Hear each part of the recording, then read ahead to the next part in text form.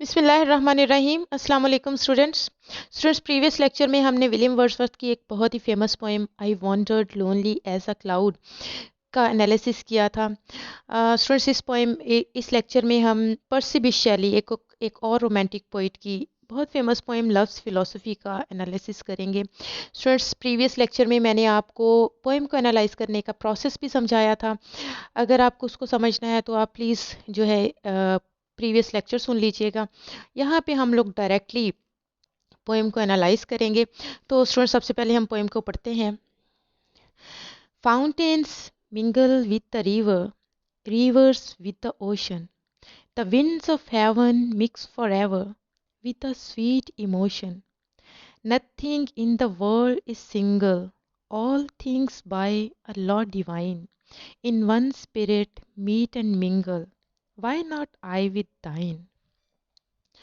See the mountains kiss high heaven, and the waves clasp one another.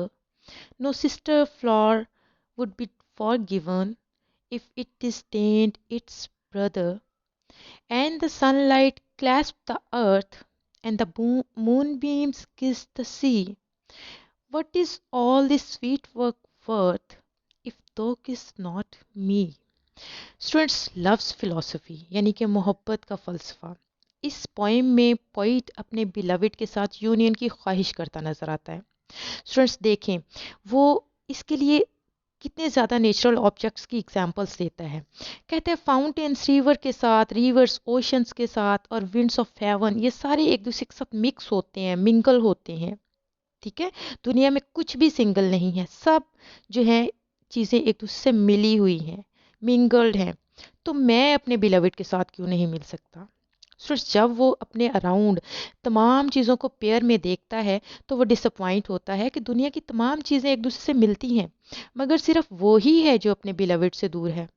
Point कहता है कि intimacy जो है ये एक डिवाइन लॉ है, एक फितरत का कानून है, और इसको प्रूव करने के लिए वो बहुत सारी चीज़ों की एग्जांपल देता है, जैसे कि fountains, rivers, moon beams and mountains, इन सब चीज़ों की एग्जांपल देता है। और वो कहता है कि जब ये सारी चीज़ें मिंगल्ड हैं तो उसका बिलविड क्यों नहीं उसके साथ मिल सकता? होल पोएम में मोहब्बत की डीप नेचर को बयान किया गया है। पोइट का कहना है कि दुनिया में हर चीज़ का एक कंपेनियन है, और नेचुरल वर्ल्ड में किसी किस्म की सेपरेशन नज़र नहीं आती। ठीक है, और स्टूडेंट्स मोहब्बत और रिलेशनशिप का ये आइडिया डेफिनेटली रीडर्स के लिए बहुत एनचांटिंग है। तो स्टूडेंट्स ये तो था इस पोएम का थीम। अब हम इसको स्टाइलिस्टिकली एनालाइज करेंगे। तो स्टूडेंट्स इसमें कौन सी स्टाइलिस्टिक्स डिवाइसेस यूज़ हुई हैं, कौन सी लिटरेरी डिवाइसेस यूज़ हुई हैं जिसके ज़रिए पोइट ने इसको बहुत ज़्यादा इफ़ेक्टिव और इमोटिव बनाया है। तो स्टूडेंट्स सबसे पहले जो हमें चीज़ प्रोमिनेंट इसमें नज़र आती है, देखें वाई नॉट आई विद दाइन, ये क्या है? ये स्टूडेंट्स एक रिटोरिकल क्वेश्चन है। एक ऐसा क्वेश्चन होता है जो जवाब हासिल करने के लिए नहीं पूछा जाता, बल्कि अपने पॉइंट को एम्फेसाइज करने और क्लियर करने के लिए ये ऐसा क्वेश्चन पोइट या राइटर पुट करते हैं। तो स्टूडेंट्स देखें वाई नॉट आई विद दाइन, ये देखें ये एक रिटोरिकल क्वेश्चन हमें इसमें नज़र आ रहा है। ठीक है, उसके बाद स्टूडेंट्स हम इसमें देखते हैं कि पोइट ने पर्सोनिफिकेशन यूज़ की है इसमें। स्टूडेंट्स पर्सोनिफिकेशन क्या होती है? पर्सोनिफिकेशन में आप एक लाइफलेस ऑब्जेक्ट को या एक इनएनिमेट ऑब्जेक्ट को आप ह्यूमन कैरेक्टरिस्टिक्स जो है वो दे देते हो, तो इस तरह से उस चीज़ को आप पर्सोनिफाई कर देते हो। तो स्टूडेंट्स इस पोएम में पोइट ने इसको ज़्यादा इफ़ेक्टिव बनाने के लिए अपने फीलिंग्स की इंटेंसिटी को यू कैन से कि कन्वे करने के लिए बहुत ज़्यादा पर्सोनिफिकेशन यूज़ की है। देखें आप सेकंड स्टांजा में हम देखते हैं कि माउंटेन्स किस हाई हेवन, ठीक है, माउंटेन्स किस हाई हेवन। उसके बाद स्टूडेंट्स हम देखते हैं कि moonbeams kiss the sea, waves clasp one another. Students mountains तो किस नहीं कर सकते, मून बीम्स तो किस नहीं कर सकते, ये एक इनसे कि ह्यूमन कैरेक्टरिस्टिक्स हैं ये, जो कि लाइफलेस चीज़ों को दे दिए गए हैं। पोइट ने लाइफलेस चीज़ों को वो कैरेक्टरिस्टिक्स दिए हैं जो कि एक इंसानी यू कैन से कि खसूसियात है। तो इस तरह से उन्होंने पोइट ने माउंटेन्स को, मून बीम्स को, वेव्स को जो है वो पर्सोनीफाई किया है। उसके बाद स्टूडेंट्स हम देखते हैं इस पोएम में मेटाफर जो है वो पोइट ने यूज़ किया है, लेकिन स्टूडेंट्स इस पोएम में जो मेटाफर यूज़ किया है वो इतना क्लियर नहीं है रीडर के लिए, क्योंकि इस पोएम में पोइट ने एक्सटेंडेड मेटाफर यूज़ किया है। ठीक है, तो एक्सटेंडेड मेटाफर कैसे यूज़ किया है कि हम देखते हैं कि पोइट कहता है fountains mingle with the river. ठीक है, फिर वो कहता है कि moonbeams kiss the C, mountains किस हाई हेवन। तो स्टूडेंट्स ये जो नेचुरल ऑब्जेक्ट्स का बॉन्ड है, असल में ये मोहब्बत का आइडिया प्रेजेंट करता है। ये लव के लिए ऐसा मेटाफर काम करता है कि ये जो नेचुरल ऑब्जेक्ट्स एक दूसरे से मिले हुए इनमें जो बॉन्ड है ना, ये एक्चुअली मोहब्बत की का आइडिया है। ठीक है, तो इन नेचुरल ऑब्जेक्ट्स के बॉन्ड को मोहब्बत का आइडिया प्रेजेंट करने के लिए बोरो किया है पोइट ने, यानी कि मोहब्बत के लिए, ये लव के लिए एज अ मेटाफर काम करते हैं। तो फिर उसके बाद स्टूडेंट्स हम देखते हैं कि इस पोएम में पोइट ने इमेजरी यूज़ की है। इमेजरी के बारे में मैं आपको बता चुकी हूँ कि इमेजरी ऐसे वर्ड्स का इस्तेमाल होता है जिन वर्ड्स के थ्रू रीडर के माइंड में एक इमेज क्रिएट हो जाता है, रीडर विजुलाइज कर सकता है पोइट की फीलिंग्स को। ठीक है, तो स्टूडेंट्स इसमें पोएम में काफ़ी वर्ड्स ऐसे यूज़ हुए हैं जो पोइट रीडर के माइंड में इमेज क्रिएट करते हैं। फॉर एग्जांपल हम देखते हैं सनलाइट है।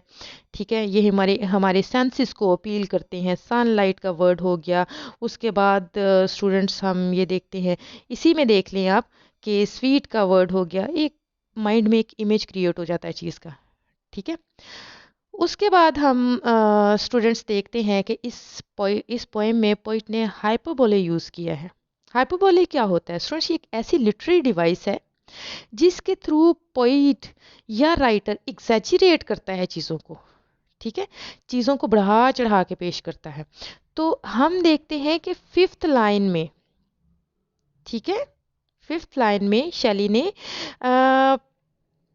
जो है वो हाइपरबोले यूज़ किया है फर्स्ट स्टांजा की। हम देखें fifth line, all things nothing in the world is single.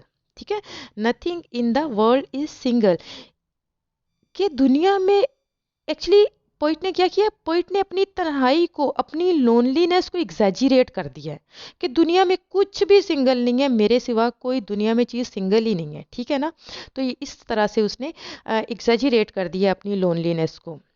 तो स्टूडेंट्स ये तो थी लिटरेरी डिवाइसेस जो इसने यूज़ की हैं। उसके बाद हम लोग देखते हैं कि स्टूडेंट्स इसमें राइटर ने पोइटिक डिवाइसेस कौन सी यूज़ की हैं। सबसे पहले हम स्टांजा देखते हैं स्टूडेंट्स। स्टांजा इसमें जो यूज़ किया गया है, इसमें तो इस पोएम में 2 स्टांजास हैं। ठीक है, और हर स्टांजा में 8 लाइन्स हैं। ठीक है, और इसकी राइम स्कीम क्या है स्टूडेंट्स, हम देखते हैं। इसकी राइम स्कीम हम फाइंड आउट करते हैं। देखें, मैंने आपको राइम स्कीम फाइंड आउट करने का तरीका बताया था। हम फर्स्ट लाइन को नेम देंगे ए का। ठीक है, उसके बाद हम सेकंड लाइन देखेंगे, अगर तो ए के साथ राइम्ड है तो हम उसको ए ही कहेंगे, लेकिन अगर सेकंड लाइन ए के साथ राइम नहीं है तो हम उसको बी का नाम देंगे। और फिर थर्ड लाइन को हम देखेंगे, डेफिनेटली एवर और रिवर जो है ये राइम्ड है, तो हम इसको अगेन ए कहेंगे। और फिर उसके बाद इमोशंस और ओशन राइम्ड है, तो हम इसको भी बी का नाम देंगे। फिर उसके बाद देखेंगे स्टूडेंट, सिंगल जो है ये पीछे प्रीवियस लाइंस में से किसी के साथ इसके जो है ये राइम नहीं है, तो हम इसको सी कहेंगे। ठीक है, फिर उसके बाद हम लोग देखेंगे कि जो डिवाइन है ये भी प्रीवियस किसी के साथ भी राइम नहीं है, तो हम इसको डी कह देंगे। ठीक है, और उसके बाद हम लोग देखेंगे कि mingle is rhymed with single. हम इस सिंगल वाली लाइन का जो सी है टाइटल, हम वो मिंगल को दे देंगे। ठीक है ना, इस लाइन को हम सी कहेंगे। उसके बाद हम लोग देखते हैं कि दाइन जो है वो डिवाइन के साथ राइम्ड है, तो डिवाइन वाले को हमने अगर डी कहा था तो इसको भी हम डी कह देंगे। तो स्टूडेंट्स इस तरह हमारे पास राइम स्कीम इसकी आई, ए बी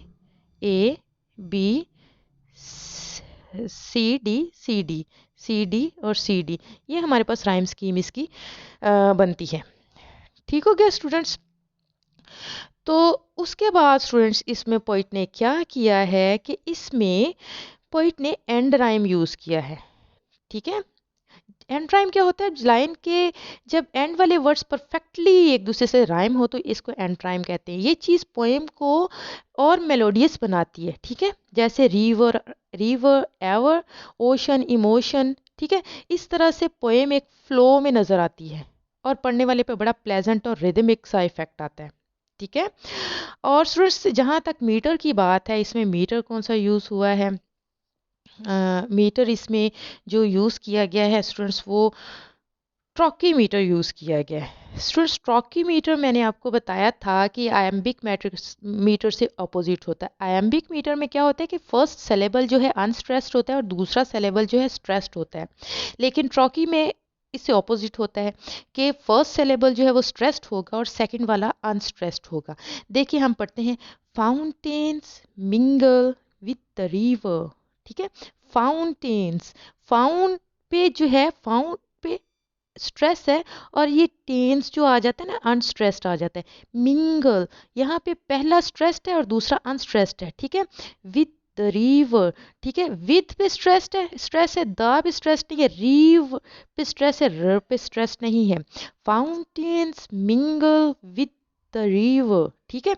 तो इस तरह से एक स्ट्रेस्ड और फिर उसके बाद दूसरा अनस्ट्रेस्ड, ये ट्रॉकीमीटर होता है। स्टूडेंट्स इसके अलावा जो है इसमें लिटरेरी डिवाइसेस में मैं आप मेंशन करना भूल गई साउंड डिवाइसेस को। तो स्टूडेंट साउंड डिवाइसेस इसमें जो यूज़ की हैं राइटर ने, पोइट ने सॉरी, उसमें उसने एलिट्रेशन यूज़ की है, ठीक है। एलिट्रेशन कहाँ पे यूज़ हुई है स्टूडेंट्स? एलिट्रेशन इसमें पोइट इस पोएम में, तो स्टूडेंट्स सेकंड स्टांजा में हम देखें तो ये देखें, वर्क, वर्थ। एलिट्रेशन में आपको बता चुकी हूँ कि alliteration is the repetition of consonant sound, ठीक है। वर्ड्स के same with in same line हम वर्ड के स्टार्ट में कॉन्सोनेंट साउंड की रेपिटेशन देखते हैं। तो यहाँ देखें वर्क, वर्थ, ठीक है, यहाँ पे एलिट्रेशन यूज़ हुई है। इसके अलावा यहाँ पे एलिट्रेशन यूज़ हुई है, meet and mingle, m sound जो है वो रिपीट हुई है, ठीक है। स्टूडेंट्स एलिट्रेशन के साथ साथ पोइट ने इसमें कॉन्सोनेंट्स भी यूज़ किया है। कॉन्सोनेंट्स क्या होता है? Consonants is a repetition of consonant sound at the end of the word with in a single line, ठीक है। सिंगल लाइन में, एक लाइन में वर्ड्स के एंड पे कॉन्सोनेंट साउंड की रेपिटेशन जो होती है वो होती है कॉन्सोनेंट्स। तो यहाँ पे हम लोग देखते हैं कि ये देखिए राइटर ने, पोइट ने यूज़ किया है, कॉन्सोनेंट्स भी यूज़ हुई है, सिस्टर, फ्लावर, ठीक है, साउंड जो है वो रिपीट हुई है। तो इस तरह से स्टूडेंट्स पोइट ने साउंड डिवाइसेस को यूज़ करके, फिगर्स ऑफ स्पीच को यूज़ करके है, तो इस पोएम को बहुत ज़्यादा यू कैन से कि मेलोडियस, बहुत रिदमिक, बहुत इफ़ेक्टिव और बहुत इमोशनल बना दिया। तो students this was all about loves philosophy. Next poem, next lecture में हम रॉबर्ट फ्रॉस्ट की एक पोएम फायर एंड आइस का एनालिसिस करेंगे। तो स्टूडेंट्स नेक्स्ट लेक्चर तक के लिए अल्लाह हाफिज़।